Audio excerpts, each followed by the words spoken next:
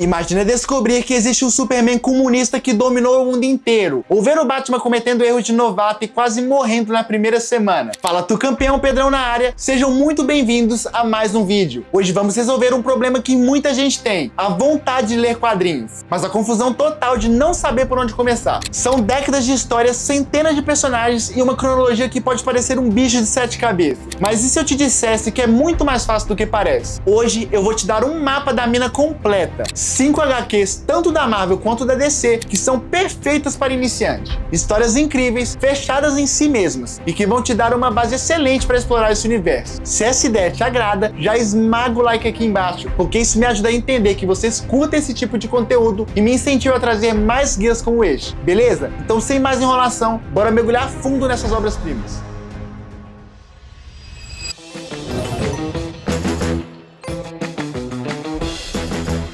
Então, galera, eu percebi que depois que eu fiz o roteiro e gravei esse vídeo, que enquanto eu recomendava as HQs pra vocês, eu acabei contando toda a história também. Então, se vocês não querem receber spoiler e querem de fato ler HQ, eu vou deixar o nome delas inteiras na descrição. Número 1. Batman, ano 1. Vamos começar com o básico, feijão com arroz. A obra que redefiniu um dos maiores personagens de todos os tempos. Escrita por Frank Miller e desenhada por David Mazzucchelli, se você quer entender o Batman, comece aqui. Essa HQ não mostra o Batman já como um herói fodão que a gente conhece. Ela mostra o começo de tudo. Bruce Wayne, aos 25 anos, volta para Gotham depois de 12 anos fora, treinado pelo mundo. Mas aqui está o detalhe genial. Ele não sabe o que está fazendo. Na primeira tentativa de combater o crime, ele se disfarça mal, quase é morto por traficantes e volta para casa sangrando e questionando se consegue mesmo fazer a diferença. A história é contada em duas perspectivas paralelas. De um lado temos Bruce Wayne tentando descobrir como ser o Batman. De outro, James Gordon, um policial honesto que acabou de chegar em Gotham e descobre que a cidade é podre até a alma. A polícia é corrupta, os políticos são comprados e ele está sozinho tentando fazer a coisa certa. O que torna essa história especial é que ela humaniza tanto o Batman quanto o Gordon. A gente vê o Bruce cometendo erros, sendo ingênuo, quase morrendo várias vezes.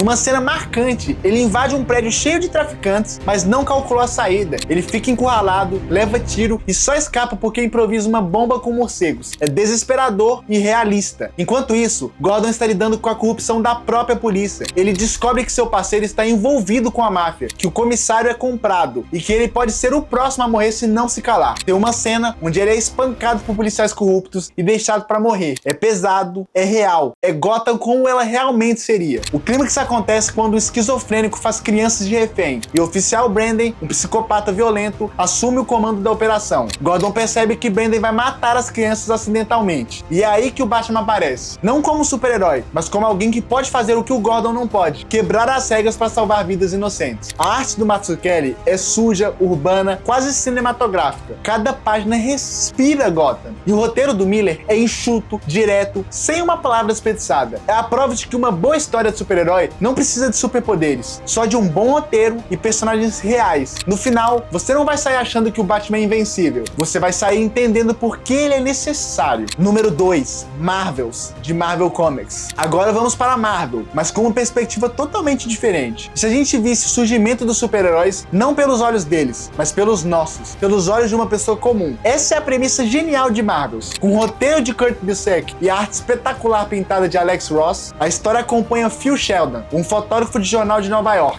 desde 1969 até os anos 70. Ele testemunha, documenta e tenta entender o surgimento dos Marvels, como ele chama os super-heróis. E a gente vive tudo através dos olhos dele. O espanto, a admiração, o medo e às vezes a raiva. A primeira edição começa em 1939, quando Phil é um jovem repórter cobrindo a apresentação do Tocha Humana original. O androide, criado pelo professor Phineas Horton, imagina a cena. Você está numa coletiva de imprensa normal e de repente um cara apresenta um robô que pega fogo e voa. Phil fica fascinado, mas também assustado. O que isso significa para a humanidade? Ele se pergunta. A história pula para os anos 60 e Phil agora é um fotógrafo experiente, cobrindo o surgimento do Quarteto Fantástico. Ele está lá quando eles voltam do espaço, quando enfrentam o Homem-Topeira, quando lutam contra o Galactus, mas a perspectiva é sempre humana. Quando o Galactus chega para devorar a Terra, Phil não vê uma batalha épica, ele vê o pânico nas ruas, as pessoas rezando, a sensação de que o mundo pode acabar a qualquer momento. momento. A segunda edição foca nos Vingadores e no X-Men, e aqui a coisa fica pesada. Phil testemunha o nascimento do preconceito contra os mutantes. Ele vê pessoas comuns como ele, que admiram o Capitão América e o Homem de Ferro, mas tem medo e ódio dos X-Men. Por que uns são heróis e outros são ameaças? Ele se questiona, e a gente sente a hipocrisia, sabe? A irracionalidade do preconceito. Tem uma cena devastadora onde Phil está cobrindo um protesto antimutante, e uma criança mutante é atacada pela multidão. Phil quer ajudar, mas hesita. Ele também questiona, eu também tenho medo deles? É um momento de autorreflexão brutal, que mostra como até pessoas bem intencionadas podem ser influenciadas pelo preconceito. A terceira edição é sobre o Homem-Aranha, mas vista pelo ângulo da mídia. Phil vê como o Clarim Diário, o jornal onde ele trabalha, transforma o Aranha em vilão. Ele testemunha a morte de Gwen Stacy, e pela primeira vez, ele vê um herói falhar. A dor no rosto do Aranha quando ele não consegue salvar Gwen é algo que Phil nunca esquece. A quarta edição é a mais pessoal. Phil está mais velho, cansado e questiona se os heróis realmente fazem a diferença. Ele vive os eventos de dias de um futuro esquecido, onde os sentinelas dominam o mundo, mas no final ele percebe que os heróis não são deuses, são pessoas tentando fazer o certo, assim como ele. E a arte de Alex Ross dessa HQ é de outro mundo, galera. Os heróis são majestosos, mas as pessoas comuns são retratadas como uma humanidade tocante, galera. É como se a gente estivesse vendo fotos reais de eventos fantásticos. Marvels não é só uma história em quadrinhos, é uma declaração de amor ao universo Marvel e uma reflexão sobre como nós, pessoas comuns, nos relacionaríamos com o extraordinário. É emocionante, é profundo e é a melhor introdução ao universo Marvel que existe. Número 3, Superman entre a foice e o martelo.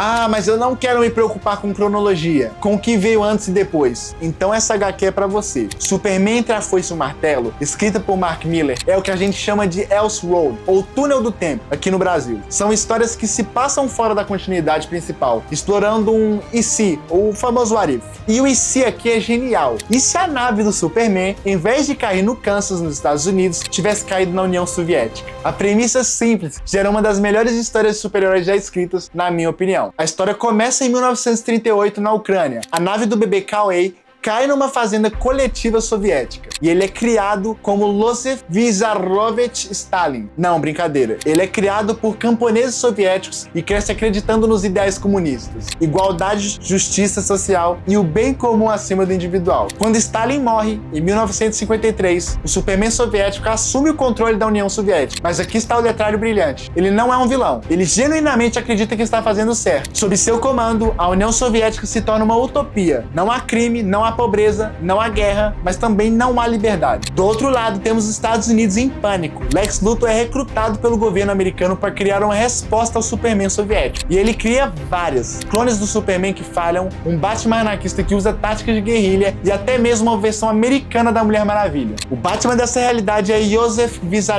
Não, agora é sério. É um terrorista anarquista que usa bombas e táticas sujas para combater o regime do Superman. Ele não tem código moral, não evita matar. É o oposto completo do Batman que conhecemos, mas faz sentido nesse mundo. A Mulher Maravilha aparece como embaixadora de Themyscira, tentando mediar entre os dois lados. Ela se apaixona pelo Superman, mas questiona seus métodos. Numa cena poderosa, ela pergunta: se você pode controlar tudo, onde está o livre-arbítrio? É uma questão filosófica profunda disfarçada de romance. O clímax acontece quando Lex Luthor, agora presidente dos Estados Unidos, cria uma versão americana do Superman usando o DNA kryptoniano, mas essa versão é imperfeita, instável e acaba se autodestruindo. A ironia é que Luthor, tentando derrotar o Superman, prova que só existe um Superman verdadeiro. O final é genial e inesperado. O Superman soviético percebe que seu controle absoluto está impedindo a humanidade de evoluir, então ele finge sua própria morte e se afasta do poder. Anos depois, descobrimos que ele se tornou um simples trabalhador, ajudando pessoas anonimamente, sem glória ou reconhecimento. A história termina com uma revelação que muda tudo. Lex Luthor, agora um velho, descobre que o Superman ainda está vivo, e numa conversa final, o Superman revela que sempre soube que Luthor era o verdadeiro herói da história, porque foi ele quem forçou a humanidade a evoluir e a se tornar melhor. Entre a foice e o martelo, não é só uma história de super-herói, é uma reflexão sobre poder, liberdade e o que significa ser herói. É uma obra que te faz pensar, questionar e ver o Superman com outros olhos. E o melhor, você não precisa saber nada sobre continuidade para curtir a obra. Número 4, Wolverine, o velho Logan. Outra história perfeita para quem não quer se prender à cronologia principal. Escrita por Mark Millar e desenhada por Steve Philip McNiven. Se passa num futuro alternativo e sombrio, onde os vilões se uniram e dominaram o mundo, matando quase todos os heróis. A história começa 50 anos no futuro. Os Estados Unidos foram divididos entre os grandes vilões. Doutor Destino controla a costa leste, Magneto domina o centro-oeste, Abominação governa o sul e Hulk... Bem, o Hulk criou sua própria dinastia no oeste. É um mundo pós-apocalíptico onde os heróis perderam. Logan, agora um velho de 70 anos, vive pacificamente numa fazenda na Califórnia com sua esposa Maureen e seus 2 filhos. Ele jurou nunca mais usar suas garras depois de um evento traumático que descobrimos ao longo da história. Ele se tornou um pacifista completo, preferindo apanhar do que lutar. A trama começa quando a gangue dos Hulks, sim, o Hulk teve filhos com sua prima She-Hulk e eles são todos psicopatas, vem cobrar o aluguel da terra. Logan não tem o dinheiro e eles dão um mês para ele conseguir, senão matarão sua família. É aí que aparece o Gavião Arqueiro. Clint Barton, agora cego e mais velho, oferece um trabalho para Logan: atravessar o país para entregar um pacote misterioso.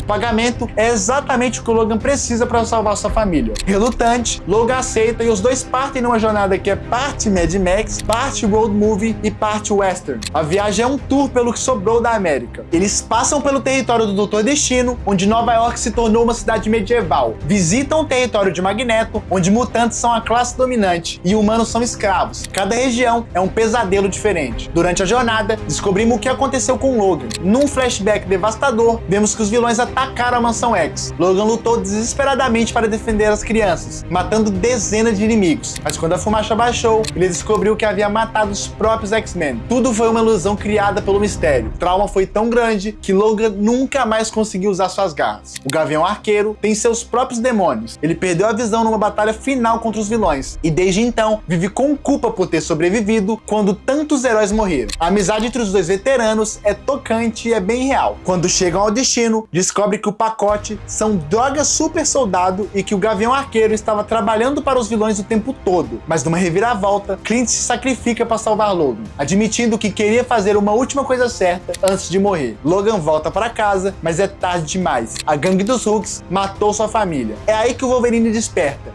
Pela primeira vez em 50 anos, Logan estende suas garras e parte para a vingança. A sequência onde ele mata toda a gangue dos Hulks é brutal e visceral. O confronto final é contra o próprio Hulk, agora um tirano obeso e degenerado, que governa através do medo. Logan o mata, mas não sente satisfação. Sua família ainda está morta. Porém, ele encontra um bebê Hulk, o único inocente da família, e decide então...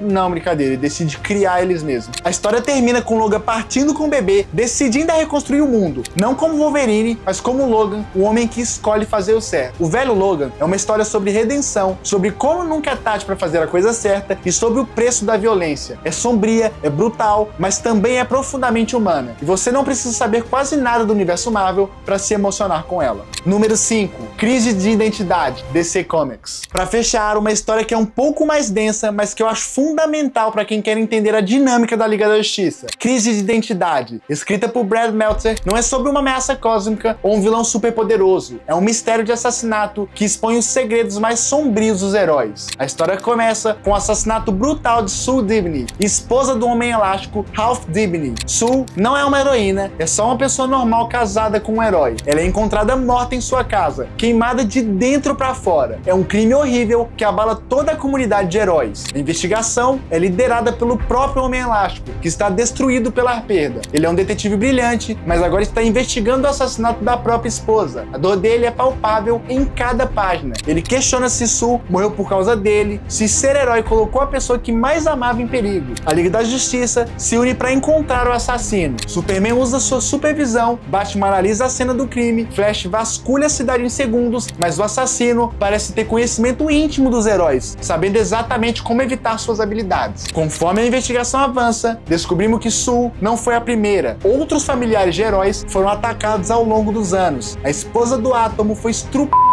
pelo Dr. Light. A mãe do Flash foi morta pelo Professor Zoom. Um padrão emerge. Alguém está mirando nas pessoas que os heróis amam. Aqui, a história toma um rumo sombrio. Através de flashbacks, descobrimos que anos atrás, quando o Dr. Light estuprou Sul Direnny, sim, isso já havia acontecido antes, a Liga da Justiça tomou uma decisão terrível. Eles apagaram a memória dele e alteraram sua personalidade, transformando de um vilão perigoso a um palhaço incompetente. Mas não parou por aí. Descobrimos que eles fizeram isso com vários vilões ao longo dos anos. E o pior, quando Batman descobriu e se opôs, eles apagaram parte da memória dele também. A Liga da Justiça, os maiores heróis do mundo, violaram a mente de pessoas, incluindo um dos seus próprios membros. O mistério se aprofunda quando descobrimos que o assassino atual conhece esses segredos. Ele está matando familiares de heróis para forçá-los a sentir a mesma dor que ele sente. Mas quem é ele? Como ele sabe dos segredos da Liga? A revelação é devastadora. O assassino é Jean Loren, ex-esposa do Atom. Ela descobriu como encolher usando a tecnologia do ex-marido e matou Sul Direnny acidentalmente. Seu plano era apenas assustar Sul para que os heróis se unissem novamente, trazendo Ray Palmer de volta para ela. Mas algo deu errado e a Sul morreu. O que torna isso ainda mais trágico é que Jean não é uma vilã tradicional. Ela é uma mulher desesperada que perdeu o homem que amava e tomou uma decisão terrível tentando recuperá-lo. Quando o rei descobre a verdade, ele fica destruído. Não só perdeu a esposa de seu melhor amigo, mas descobriu que sua ex-esposa é uma assassina. O final da história não traz alívio. Jean é internado no asilo Arkham, mas o dano está feito. A confiança entre os heróis está abalada. Batman se afasta da Liga, sentindo-se traído. Superman questiona se realmente conhece seus companheiros. A comunidade de heróis está fragmentada. A história termina com uma cena poderosa. Os heróis no funeral de Sul Direnny. Não há palavras grandiosas sobre justiça ou heroísmo. Apenas pessoas de luto, questionando se o preço de ser herói vale a pena. Crise de identidade. Humaniza os heróis de uma forma brutal. Mostra que por trás dos uniformes, eles são pessoas com falhas, segredos e decisões questionáveis. É uma história mais adulta que vai te fazer enxergar a Liga da Justiça com outros olhos e te preparar para sagas mais complexas no futuro. E essa foi a nossa lista, galera. 5 HQs que são portas de entrada fantásticas para o universo da Marvel e da DC. Cada uma oferece algo diferente. Batman 1 mostra que heróis são humanos. Marvels nos faz ver os heróis pelos olhos de pessoas comuns. Entre a foice e o martelo, questiona o que significa ser herói. O velho Logan explora redenção e consequências. E Crise de Identidade revela que até heróis têm segredos sombrios. Mas galera, o mais importante é não ter medo de começar. Escolha a que mais te chamou a atenção e mergulha de cabeça, velho. Tenho certeza que você não vai se arrepender. E quando terminar uma, volte aqui nos comentários e me conte o que achou. Vamos trocar uma ideia. Qual dessas você ficou com mais vontade de ler? Já leu alguma delas? Tem alguma outra HQ que você recomendaria para iniciantes? Deixe aqui nos comentários. Vamos construir uma lista ainda maior juntos. E mais uma vez, se esse vídeo te ajudou, não esquece de deixar aquele like maroto e se inscrever no canal para não perder os próximos vídeos. O apoio de vocês é o combustível que me faz continuar cavando fundo em busca das melhores histórias para compartilhar. Valeu pela força, pessoal. A gente se vê no próximo vídeo. Até mais, campeões. Fui!